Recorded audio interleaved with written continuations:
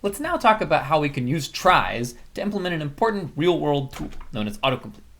So as you know, if I go to Google and I search for like, there is a whatever, I immediately get all these nice results. And the moment I press anything like space G, it just instantly appears and it's ready to go, right? POTA, etc. So this feature is something that we use all the time. It's very lovely. So now what I'm going to talk about is how you can use a try to implement that feature.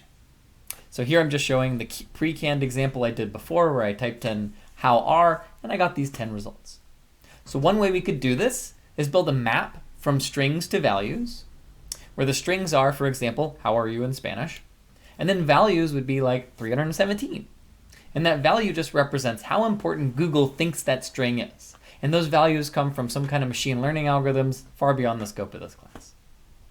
Now, you could use a binary search tree or a hash table-based map, but I'd say that a try-based map is a better approach. One advantage is, well, since we have tons and tons of strings that all start with the same characters, we can actually save space by using a try compared to a binary search tree, because in this case, our strings are actually sharing nodes, so we get a more compact representation. Another important advantage is that, well, we can do, for example, a very efficient implementation of keys with prefix. So if I type in hello, well, I call keys with prefix hello, get all the strings that start with hello, and then we just return the 10 with the highest value. So let's see how that would work here. So I'm showing you a try, which has 6 keys: buck, sad, smog, spit, spite, and spy.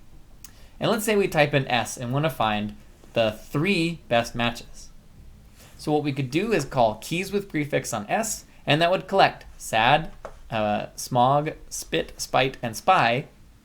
And since each node also keeps track of its appropriate value, it would just return the 3 that have the highest value, which are spit, spite, and sad. Here they are, spit, spite, sad. So this approach is basically would be a workable autocomplete. But we can do better because we need to think about one important problem that happens in large data sets. Okay? So let's say someone enters a very short string, like say B. Well, in that case, the number of strings that start with B is going to be huge, billions perhaps, maybe more. And so it's a little silly to collect all the strings in the whole universe that start with B and then only return the top 10. That just seems really inefficient. So what can we do to do better? Well, I'm only going to give you a hint of an algorithm for this, and this will ultimately be a gold points part of the Bear Maps project. So one way to address this issue is that in each node, you'll store not just its own value, but also its best substring. So here, when I'm saying value equals none, that's basically indicating there's no value corresponding with that node, and that's because it's not a key. So for example, the word smo is not in this data set, so we give it a value of none.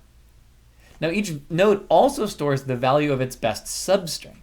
So for example, the best substring of nothing is spite with value 20, so best here is 20. Here, for example, this T node has value 15, meaning the word spit has value 15, but its best substring has value 20. So we're also going to have this value 20 stored there. Now that may seem redundant because there's this 20 everywhere, all over this tree, but it's actually really useful because what we can do now is rather than having a collect operation that looks at all the children in the order that they appear on the map, we can instead consider our children in the order of best. So for example, it's better to consider sp before you can consider sm, because we know there's a value 20 substring below sp and only a value 5 substring below sm. And ultimately in this case, we're doing the version where we return our best 3, then we'll just stop when the 3 strings we have already are better than all those that remain. Now this is not a full description of the algorithm, but what's kind of fun about this is that the way you would implement this kind of vague idea is that we would use a priority queue. In other words, this P node would be put in a priority queue as well as this M and this A, and this one's going to come out first because it has the best priority. Now, if you really want to go and do this and explore this specific problem, the Bear Maps Gold Points, you'll get a chance to try that out.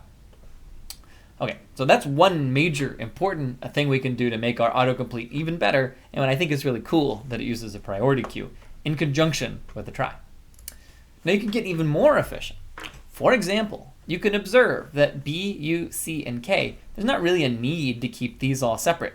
Likewise, SP, this SP right here, oops, sorry. So this B, U, C, K, it makes sense that could all be one big node because there's no branching along the way. Same deal here, that this IT, I mean, there's no, it's just a straight line, so you could just make that into a single node and so forth. And so you can take a normal trie like we've been discussing and compress it down. And this version of a trie is sometimes known as a radix tree or a radix trie. Now we're not going to discuss this in class, we're never going to see it in any code we write, but be aware this is another modification you can make to make autocomplete even more efficient. So, to wrap up our day, now that we've seen this cool autocomplete example, is this. So when your key is a string and you're building a set or a map, you can use a trie instead of, say, a binary search tree. One thing that's nice about them is you have theoretically better performance than hash tables or search trees, though in practice that's not necessarily an advantage. What actually matters is that it supports special operations like, say, longest prefix of, or keys with prefix. Now, when you have a trie, one of the important things you have to decide is how to map from a letter to your child nodes. And I gave 3 natural examples you might consider. For example, data index character map, bushy binary search trees, or a hash table. Now, all of those are fine, but I think that the hash table is probably the most natural. Now, what's cool about tries, as I said, are these special string operations like keys with prefix.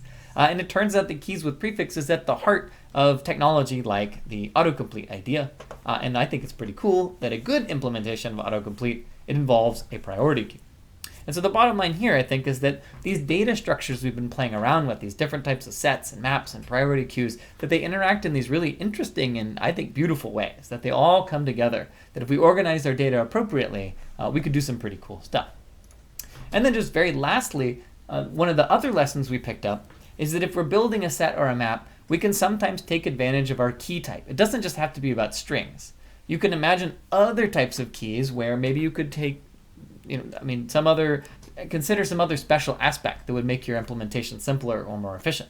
So this lecture was all about tries, which handle string keys, but I should note that there are lots of other interesting sets for strings out there. For example, suffix trees and directed acyclic word graphs, also just known as dogs.